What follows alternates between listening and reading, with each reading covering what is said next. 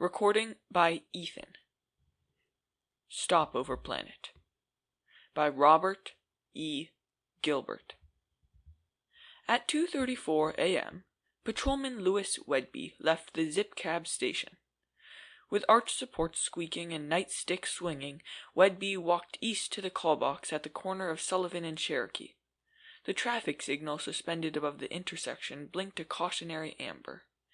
Not a car moved on the silent streets. Wedby reached for the box. Then he swore softly and stepped off the curb. "Pardon me," he said, for he believed that a policeman should be courteous at all times, even when arresting a school-zone speedster. This, however, was not a speedster. It seemed to be a huge man standing on top of a truck and cutting down the stoplight. "What's going on here?" Wedby asked. Honey Child Bakery was advertised on the side of the truck. Instinctively, Wedby jammed his whistle in his mouth when he realized that the man on the truck wore something like a suit of long underwear made of improbable black fur sprinkled with tiny red spots. "What are you doing to the stoplight?" Wedby demanded. The amber light quit blinking without the expected electrical display. Sinuous as beheaded snakes, the wires and cables supporting the traffic signal fell into the street. The unusual man pocketed his cutting tool, a long, thin tube, and lowered the stoplight to the truck. He looked at Wedby. The corner street lamp reacted upon his eyes like a flashlight thrown on a tomcat in an alley. The eyes gleamed green. Wedby's whistle arced to the end of the chain and clanked against his metal buttons. A block away on Center Street, a heavy truck roared through the business section. "I am promoting you to captain. You will replace Hanks, whom I am demoting," the figure on the truck announced. "Chief Grinstaff?" Wedby wondered. The chief of police glared down at the patrolman. He hooked a bright metal globe to the stoplight, lifted it in one hand, and jumped, landing lightly on the pavement. "Put this in the mobile unit," he said. "The truck. I evil." "Huh? Sure, Chief," Wedby said. He tucked his nightstick under his arm and prepared to accept a heavy load. Tensed muscles almost felled him when the signal proved to weigh not more than 1 pound. Chief Grinstaff opened the doors in the rear of the truck, releasing a faint odor of stale bread. The truck was empty. Wedby deposited the almost weightless burden. The chief looked him in the eye. "I am promoting you to captain," he repeated. "You will replace Hanks, whom I am demoting." "Thanks, Chief," Wedby exulted. "You know, Hanks didn't treat me fair that time. "Yes, I know all about that," the chief interposed. "Go bring the postage box and place it in the truck." "The which? Oh, you mean the mailbox." Wedby walked across the street to the square green box with the rounded metal top. Another of the globes had been attached to the mailbox, and the legs had been burned loose from the concrete sidewalk. Confidently, Wedby lifted the light object, carried it to the truck, and deposited it inside. "Bleachers there," said Chief Grinstaff. "What you say, Chief?" "Stands there. No, stand there." Patrolman Wedby stood by the back of the truck. Chief Grinstaff placed a device like an atomizer under Wedby's nose and released the spray. Miss Betsy Tapp awoke after not more than 1 hour of fitful sleep. The door to the garage apartment shook under the tattoo of a heavy fist. Miss Tapp's heart thudded somewhere inside her 38-inch bosom. She lay rigid in darkness, penetrated only by the glimmer of a distant street light. The knocking ceased. Boards creaked on the platform outside the door. A face appeared at the window, a face in complete shadow except for 2 eyes that glowed with greenish light. Miss Tapp, unaware of the disarray of her nightgown, sat upright. The alarm clock on the floor by the bed clacked in the stillness. The tap in the kitchen cubicle dripped. Timbers contracting in the cool of early morning popped faintly. "I need to marry you," the face said. "I was wrong tonight. Forgive me." "Fred?" Miss Tapp gasped in sudden joy. "Open the portal," Fred said. Wrenching metal curlers from her permanently waved hair, Miss Tapp bounded to the door.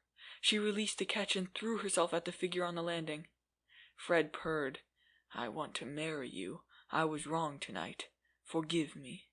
"Oh, Fred," Miss Tapp sighed.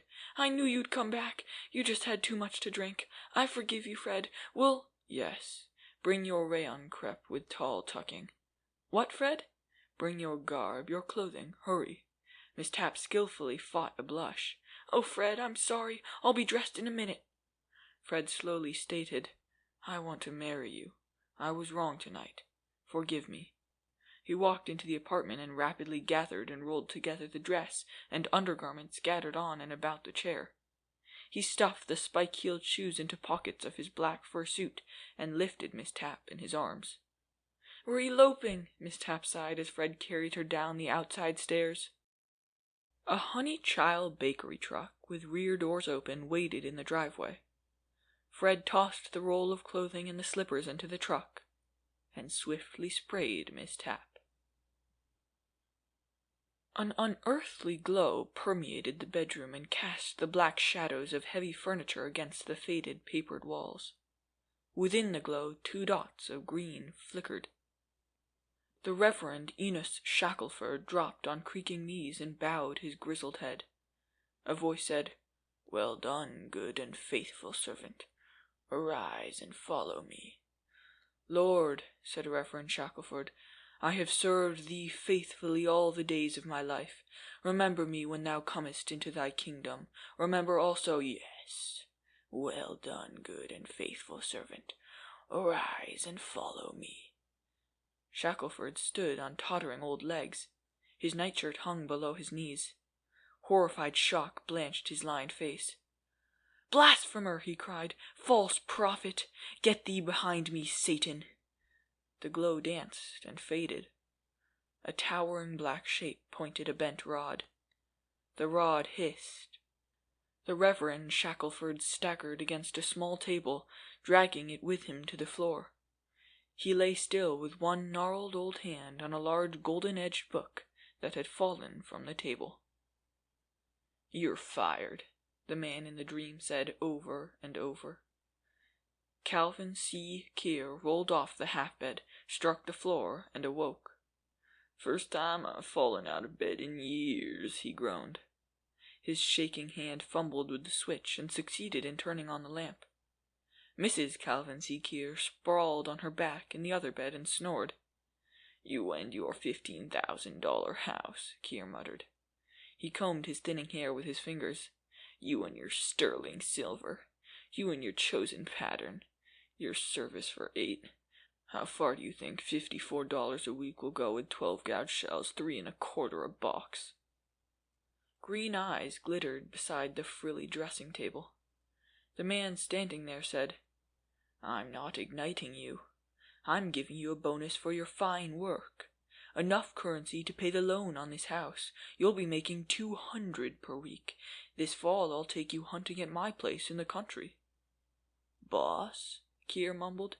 "I mean, Mr. Darmond?" "Put on your clothing," the boss said. "I'll show you your new office. You may have a secretary also.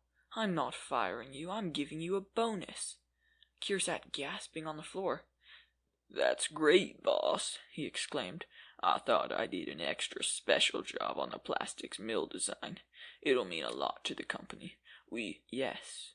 Dress quickly."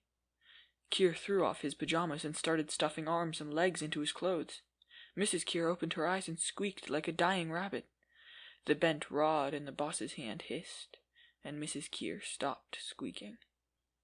With tie flapping, shirt unbuttoned, shoes unlaced, Keir followed the boss through the living room and down the flagstone walk to the street.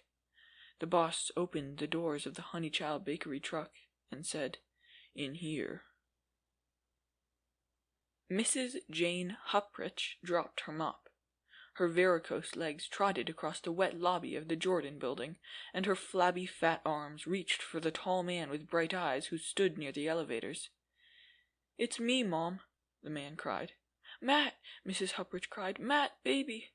"I got a full pardon, Mom," Matt said, stroking her tangled white hair. "Right from the ruling state official. You won't have to scrub floors anymore. I'm going straight, Mom. I'm a good mechanic now. They learned me a lot in the enclosure. Come on, I got a used truck outside I bought cheap." Mrs. Huprich and son walked through the oddly twisted doors of the Jordan building and into the gray twilight that awaited dawn. The Honeychild bakery truck waited, too. Gary Abston pedaled his bicycle against the flow of cars carrying day-shift workers through the half-light. He whirled into Walnut Street, twisted a fresh copy of the Morning Herald into a fiendishly clever knot, and hurled it in the general direction of a front porch that flashed past on his right. Never slowing, Gary threw the next paper entirely across the street. He chuckled as it cleared a picket fence. "Bang, bang," he blurted. His red shirt, with a picture of a mounted cowboy on the back, ballooned in the early morning breeze. "Whoa!" Gary roared. He stopped, held the bicycle upright with one foot on the pavement.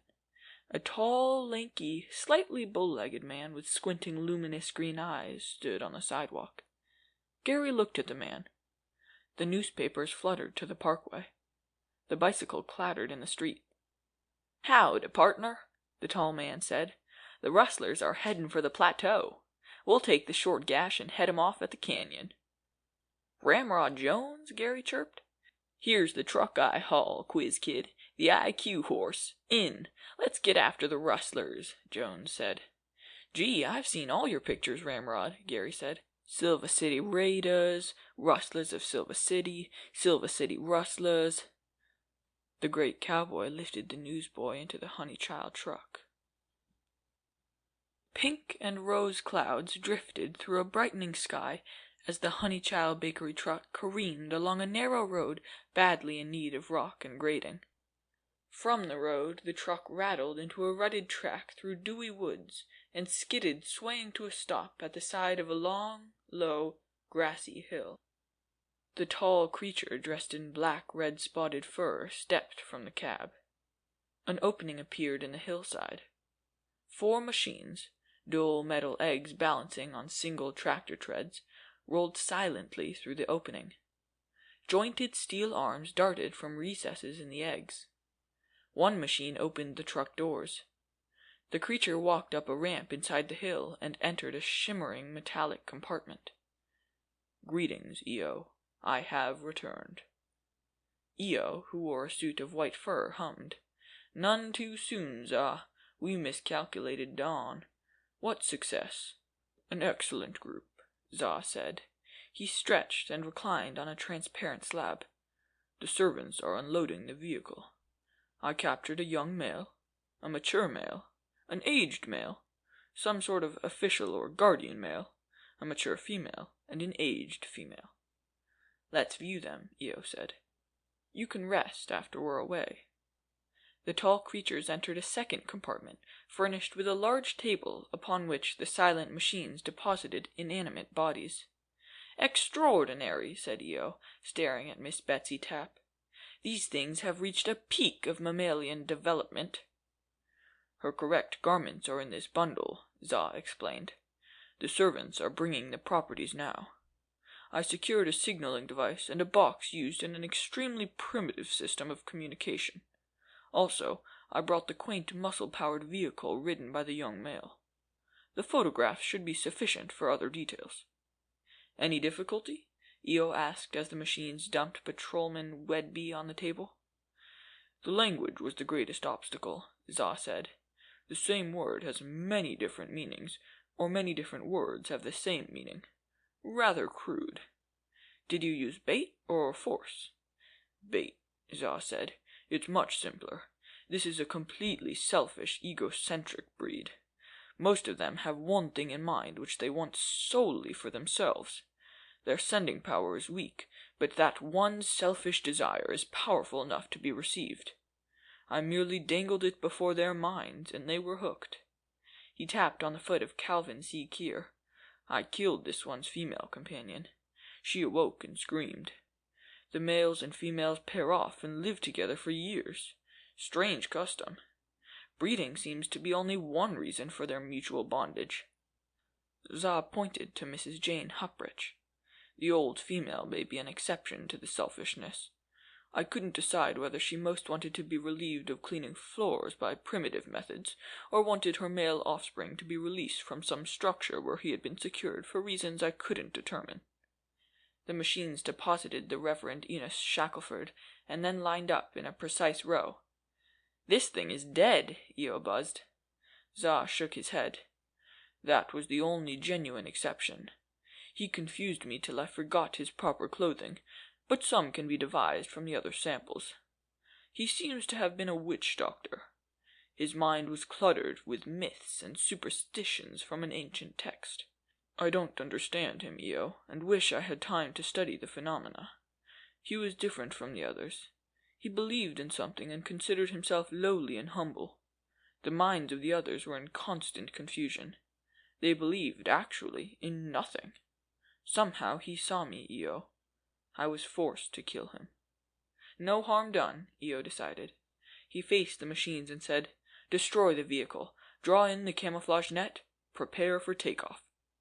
The machines rolled from the compartment, and the two creatures followed. "Seal it," Io said. "I'll plasticize them when we're in space. Fine work, Za. I can see the plaque now. Mounted by Io, collected by Za. Typical street corner on planet Earth. Star Sol. The directors will surely give the group a prominent place in the Galactic Museum of Natural History." "Yes," Za agreed, glancing back at the Reverend Enos Shackelford. "This planet was a fortunate stopover."